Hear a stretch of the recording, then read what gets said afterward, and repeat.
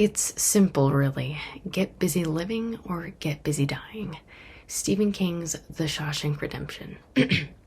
The film adaptation, released in the year 1994, remains ranked in the #1 spot on IMDb's top 100 list. IMDb, if you are not familiar with the name, is an online website dedicated to all things film related. Now, what I hold in my hand is a DVD, more specifically my copy of The Shawshank Redemption. Ever since I was a kid, movies have always been there for me. They taught me important life lessons and shaped who I am today. That's why an object as insignificant as this little disc can mean so much to a movie lover like myself. By learning a little more about the history of DVDs, I hope you will understand more about the culture of movie lovers or cinephiles. I will be discussing exactly how this DVD is a part of cinephile culture, how it represents the culture, and why I identify with cinephile culture. My object is a DVD copy of The Shawshank Redemption. I'm not sure if you've ever asked yourself, like, how many DVDs a person could own, but personally, my family owns over 1,000. And this is just like how I grew up. It's what I'm used to. I would throw in a DVD and that's what I'm used to watching. It's easier to me than having to get dressed up and leave the house and go sit around people I don't know, and now this baby's crying and all I can hear is someone trying to open their milk duds. Long ago, people used to watch movies on big, bulky VHS tapes. But from there, we got DVDs, and eventually the DVD turned into a Blu-ray disc, which made it even easier for people to watch movies. Not only could you watch a movie, but you could download it onto your device. Items like computers and tablets and even iPods, it made it so much easier for people who liked movies to take their movies on the go. But it didn't stop there. It really couldn't stop there.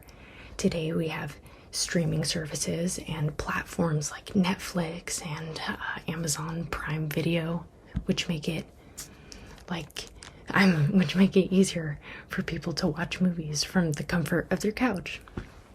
And personally, I think it's easier to be able to pause a movie and get up and grab a snack or go to the bathroom without disturbing, somebody else, but that's just me.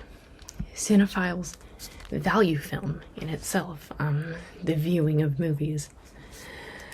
A common goal that a lot of cinephiles have is to watch as many movies as possible, or what are considered to be the greatest films of all time, like The Shawshank Redemption.